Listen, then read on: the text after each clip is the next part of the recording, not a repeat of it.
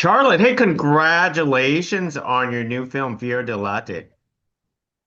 Thank you very much, Gig. You How know, are you? more, I'm great. I'm great. I'm very happy for you, especially the fact that this is such a wonderful film. And I wanted to say congratulations that it's going to be showcased at Tribeca, one of the most prestigious film festivals around the world. How do you feel about that? I'm amazed. I'm amazed that anything I made is going to be seen by anybody. It's amazing. Well, you're showcasing it to a group, wonderful group of people there at Tribeca, but we have to ask that obligatory question, where the original idea came from, because this film is hilarious. The original idea came from huffing perfume, which is something that I did, but not quite to the extent of Mark's character in the movie. Um, I grew up with a mother and an aunt who are perfumers, and for some reason, as an adult, I've booked a lot of perfume commercials. And it was actually an idea that I pitched as a perfume commercial a couple years ago. And instead, I wrote it and expanded it into a feature. I love a good farce. And I thought it would be a really funny idea for a guy that gets carried away with abusing scent. Now, the hilarity of this film is due to the character Mark himself, because I want to say he's eccentric, he's creepy. But tell us how you wanted to create this character, because in its own way, it's kind of perplexing, because he's like likable and dislikable at the same time. But you have to admit, all of his actions are funny. Oh, thank God. You know, I am so happy that you say that because that was my ultimate goal with the character. And something that is really hard to pull off is somebody that's kind of deplorable, but that you still laugh at and like to watch. Um, I have a misguided zeal, you might say, for very difficult people that make bad decisions, but I find them to be the most entertaining and oftentimes muses of mine. And I really wanted Tim's to play this as charmingly as he could while making some very, very bad decisions, but ultimately for people to want to keep watching him and not just go, oh, I hate this guy. I can't even watch this film.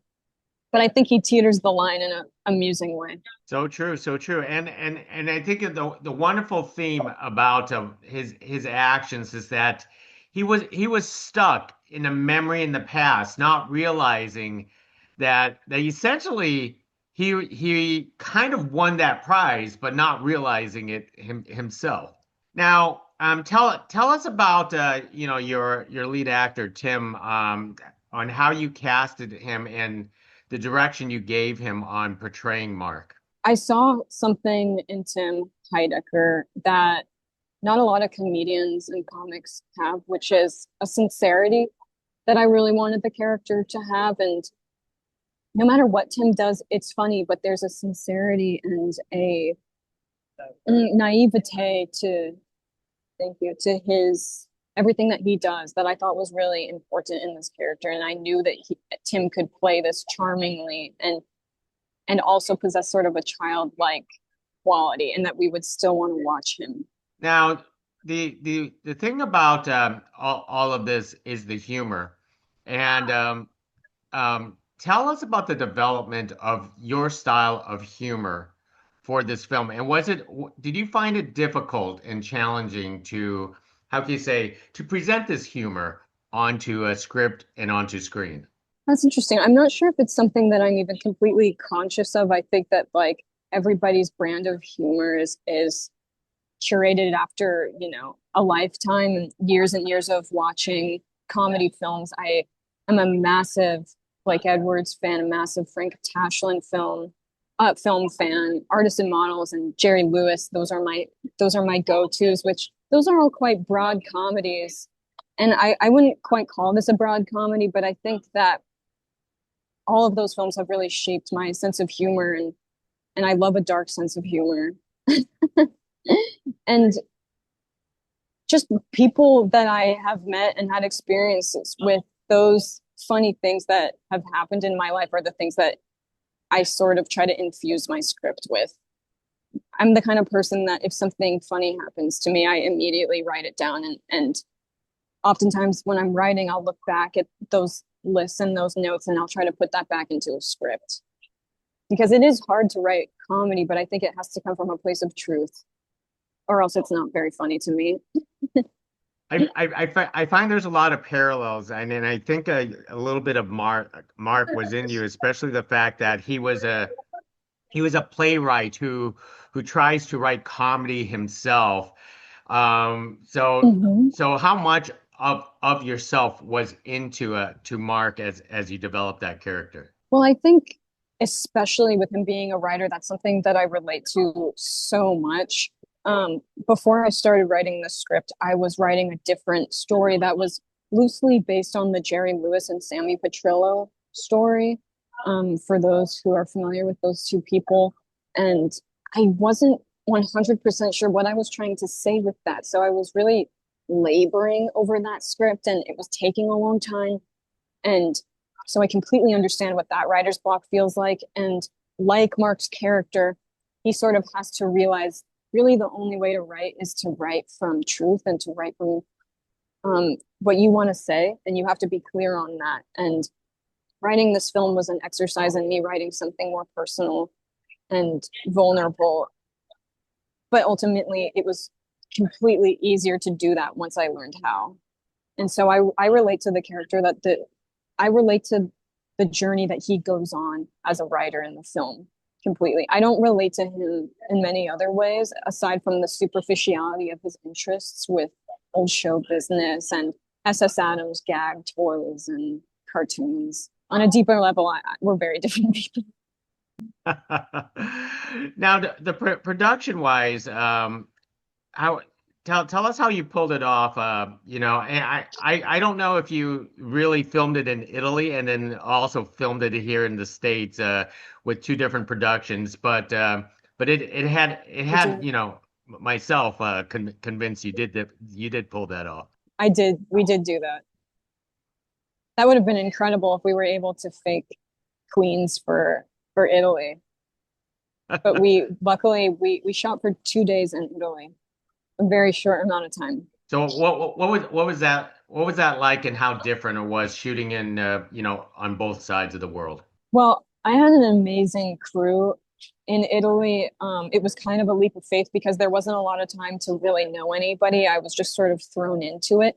But that kind of played to the film in our favor because I wanted a looseness and to the Italy stuff, and it was all handheld, so we could afford to be more run and gun there in a way that we were not in New York. And it was challenging trying to convey his trip in 2 days of shooting.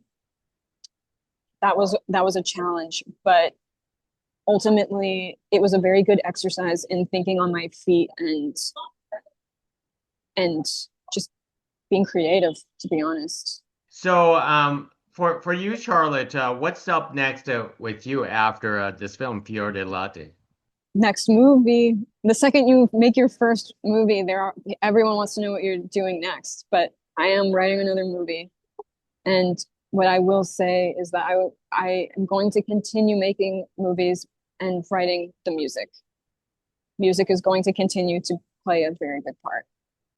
Oh, I didn't ask you about the music.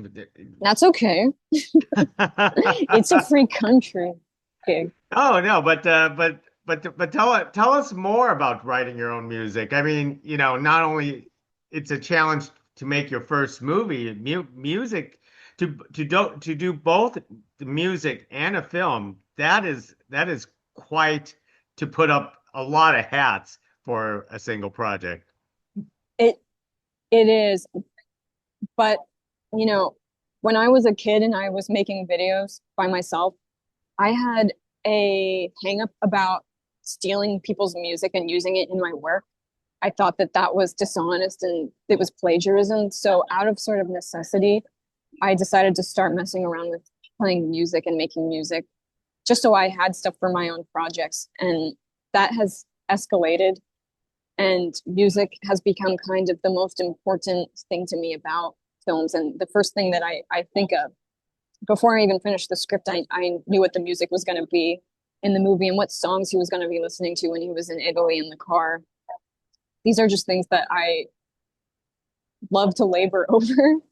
Um, I worked for 5 months writing and demoing both of the original songs in the movie and creating animatics of the blocking and the sets of how I thought the actors were going to interact during those songs and choreographing it. It was probably the most difficult but rewarding part of the film for me. And it's something that I really want to keep doing because I love I love a good musical. I hate bad musicals more than anything, but I love a good musical. And I would love to be a person that makes a good musical one day. Well, you're on that pathway towards it. Everyone needs to take that first step, and you certainly did. And this first step led you to Tribeca. So this is wonderful. And Charlotte, let me wrap it up with one last question. What is your Mhm. favorite scent? Not vanilla, of course, right? Honey, honeysuckle. Honeysuckle is your favorite scent.